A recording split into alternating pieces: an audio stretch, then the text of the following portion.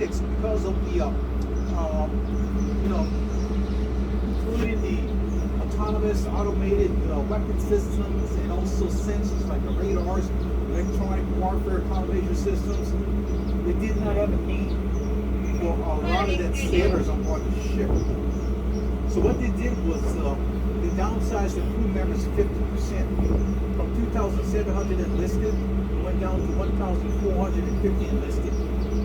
From 132 officers, they went down to 65 officers. Those numbers now, they include Marines. They had 53 Marines on board the ship. 2 of those Marines were officers.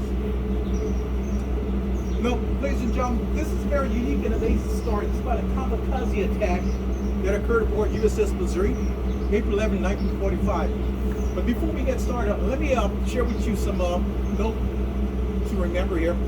This is the men's restroom.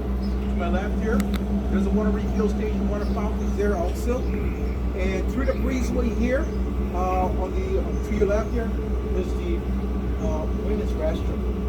Here's an opportunity here.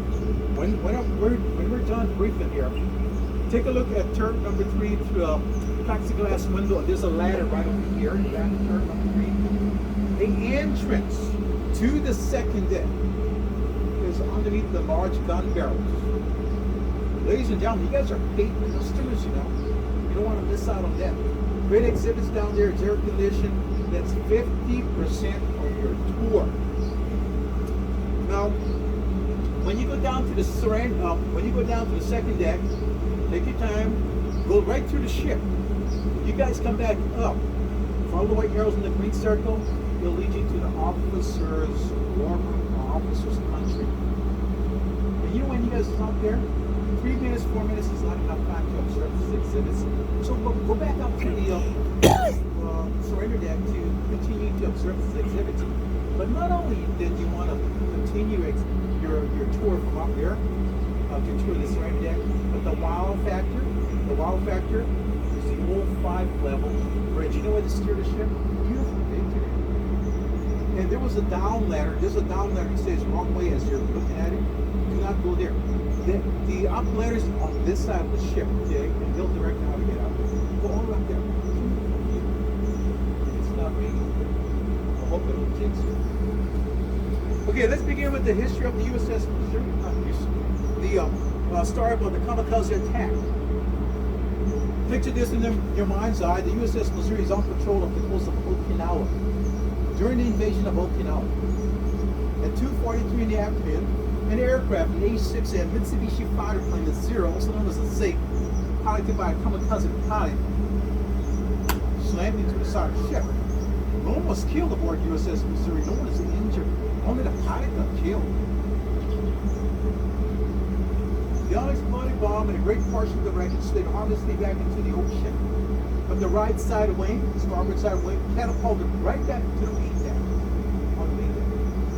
And it spilled a lot of aviation fuel, which caused a 3-story tall fireball. Amazingly, the crew members put the fire out in 3 minutes.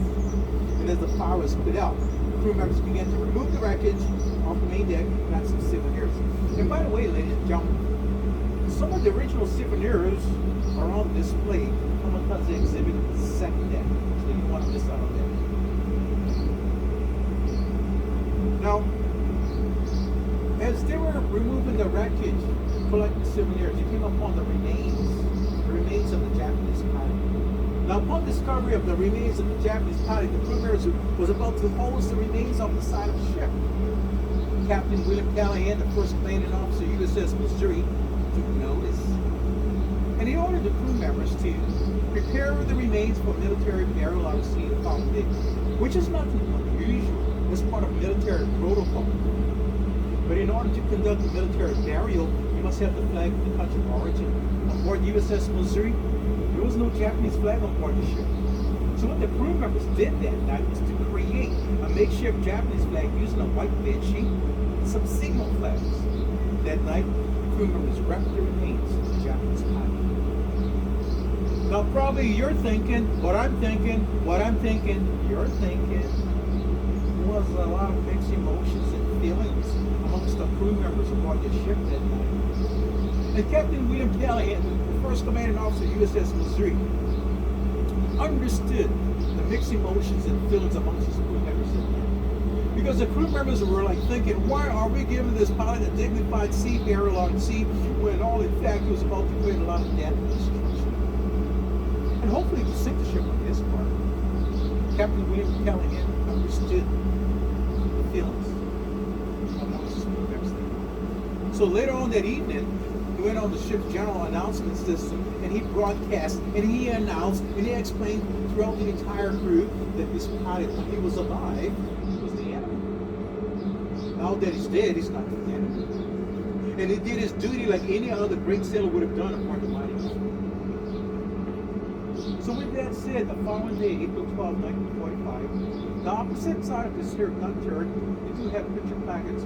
If you look down on the first picture placard, forward on the deck, on the first picture placard, you see footsteps, silhouettes of footsteps. This is the actual location where they gave the pilot a burial on the sea. Full military honors, and also rifle salute, and the bugler played taps. And there's actual photos of that in the picture placard. Now, this unusual event somewhat overshadowed that day, April 12, 1945, because around the world it was announced that President Franklin Delano Roosevelt passed away around the world. And now, the country's in the hands of now under President Harry S. Truman, who was the vice president at that time. And he's a proud native of Missouri. Ladies and gentlemen, this was his baby. This was his favorite warship. And this is why President Truman, when he became president, he ensured the USS Missouri was immortalized in history. When he designated and authorized USS Missouri to be the ship to where it ended World War II around the world, the very decks of the USS Missouri. Now, the other warships in the Pacific Theater and their crew kind of frowned upon President Truman's decision. President Truman was the president. This was his favorite warship. The connection here also is that when President Truman was a senator early on when they were building this here ship, his daughter, Mary Margaret Truman, she sponsored this ship during the construction. And when this here ship was completed of her construction, Mary Margaret Truman christened it and launched the USS Missouri. Can you hear a wow? Wow. That's why he makes that. You know, later on in the years, you wanted to know who was the pilot. Well, the researchers from this organization met up with their counterpart in Japan. And they narrowed it down to the airfield. They narrowed it down to the mission. They strongly feel it's this individual that's pictured in the first picture placard. A 19-year-old former rail worker, petty officer second class, Setsuo Shino. They notified the family. The family was so grateful and elated because it was closure to the family, because they did not know what happened to the son after the fateful mission. But also the family was extremely grateful to Captain William Callahan for being the compassionate professional legal officer that he is, giving his son a dignified seafarer on the sea. This is where the story gets to be unique, because Captain William Callahan lost his older brother early on in the war in the Battle of Guadalcanal. His brother was Vice Admiral Daniel Callahan. Captain William Callahan did not hesitate. He didn't hold no grudges, giving this pilot a dignified seafarer on the sea.